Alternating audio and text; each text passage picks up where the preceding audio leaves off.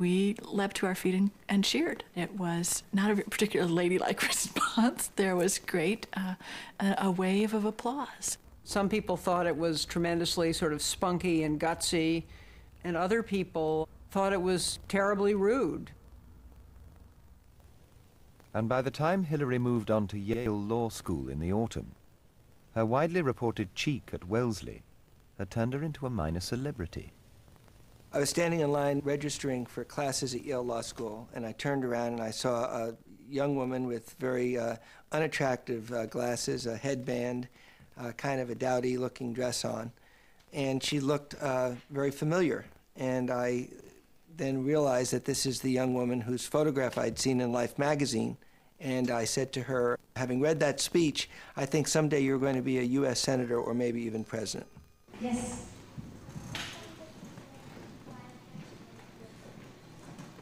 What are the reasons why your parents should vote for me for U.S. Senator? Because I would do a very good job for you and your parents.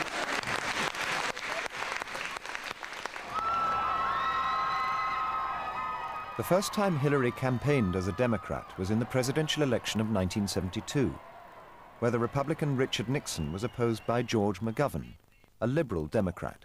But with your help, we can win this election. Hillary was still a student, but off she went to Texas to give legal advice to the Democrat campaign there. We were expecting a heavy hitter to come down from Washington, and in walked this kid. She had a brown shirt on, brown corduroy slacks, and it was 95 degrees, and she had on corduroy slacks. She had on heavy brown shoes. She had lank brown hair, limp, I would say, and brown Coke bottle, round glasses, and not a spot of makeup. And she looked maybe 21. And she came in and she said, "I'm Hillary Rodham. I'm down here from the Washington office." And we all thought, we who had been through the wars there, thought, who is this kid who is coming down to tell us what to do? The minute she began to talk, everybody knew this was an authority. She was going to tell us how it was going to be done. Once again, she was on the losing side. But soon afterwards, protesters were demanding Nixon's resignation over the Watergate cover-up. Hillary didn't take to the streets with them, not her style. Instead, she was working on the inside, one of the bright young lawyers advising congressmen about impeaching the president. She had to work out with her boss, Bernie Nussbaum, what constituted grounds for impeachment.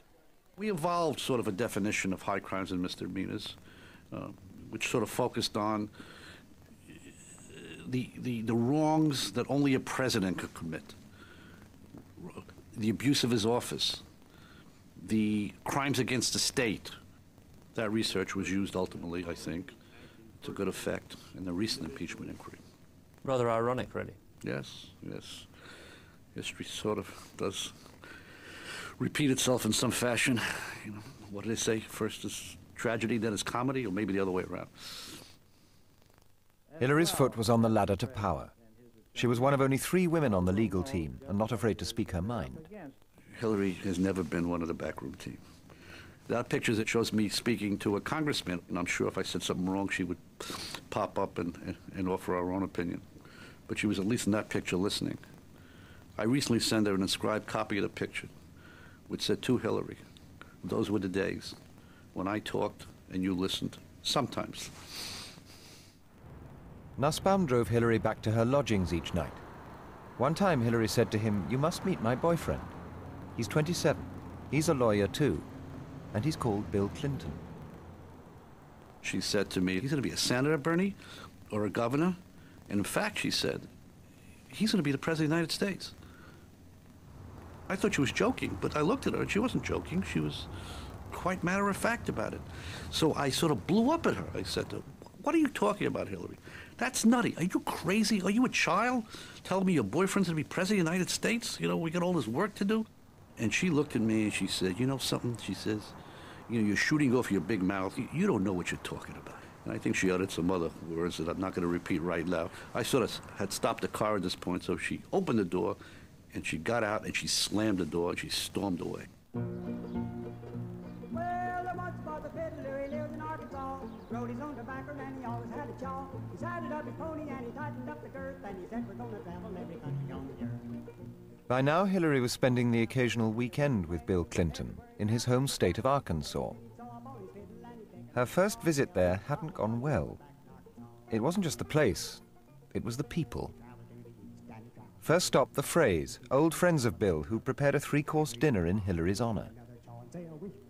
My first impression was, I said, well, this girl sure does look like that she could use a bath and that she could use a little fixing up.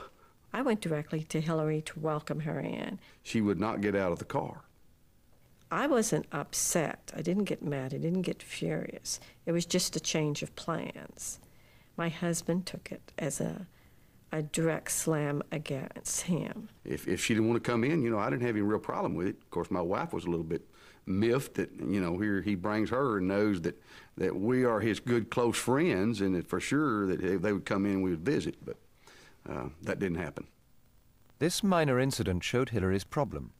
Whatever Bill's dreams, the reality was he was a Southerner at the bottom of the ladder. His career wouldn't easily fit with that of a hotshot East Coast lawyer, politician too, perhaps, that was beckoning for Hillary. That worried her friends. I bumped into her on the street, and she told me that she had met somebody that she thought she might marry, and his name was Bill Clinton. And I remember thinking to myself, I hope that is not at the expense of your own political aspirations, but I didn't tell her that. Why not? She seemed to be in love. I actually said to her, Hillary, for God's sake, why are you going to move to that godforsaken state where you can't even buy brie cheese, and your boyfriend, he's never going to amount to anything. He's going to be a small-town lawyer for the rest of his life. And her response was always the same. I love him, I want to be with him, and I want to take a shot at it. There's a fella here been talking some about being our next congressman. He's a new man. Bill Clinton is his name. Bill was standing for Congress as a Democrat. And the worse the Watergate scandal became, the more the Democrats' chances improved. With Hillary busy making a name for herself in Washington, it looked as though her great love from Arkansas would soon be joining her there. Clinton wants to get things done, so we're gonna send him to Washington. But things came to a head faster than either of them had expected. I have never been a quitter. To leave office before my term is completed is abhorrent to every instinct in my body. But as president, I must put the interests of America first. Bill turns around and he puts his hand over the phone and he tells me, Nixon has resigned. What do I do now? Because you see, the whole campaign had been calibrated that he was running against Nixon. So you got to understand that was a catastrophic moment. Hillary compounded the question by telling him that she was seriously considering coming to Arkansas. And, you know, he turns around and asks me after the conversation's over, what do I do now if she comes? But you sound as though he was a bit worried about her. You're damn right he was worried. Yes, sir, you better believe he was worried, because he knew that she and I were going to clash. He knew that. The clash wasn't long in coming. Hillary took the plunge and moved from Washington to the Arkansas University town of Fayetteville. Paul Frey was running Bill's election campaign, but his tactics dismayed Bill's girlfriend. She was basically over our heads, if you follow what I'm saying to you, in the sense that she wanted to keep looking at it from a national perspective. And I kept telling her, national perspectives don't fly in the hills of Arkansas. I was not telling her that she had to change all her clothes, just pick up a few items. A nice jacket, a nice dress, preferably something red. You could easily wear it navy blue because of the patriotic colors. If you wore sandals in the South, you polish your toenails. A color. The norm. But what did Hillary do? I think she didn't feel like she needed to change.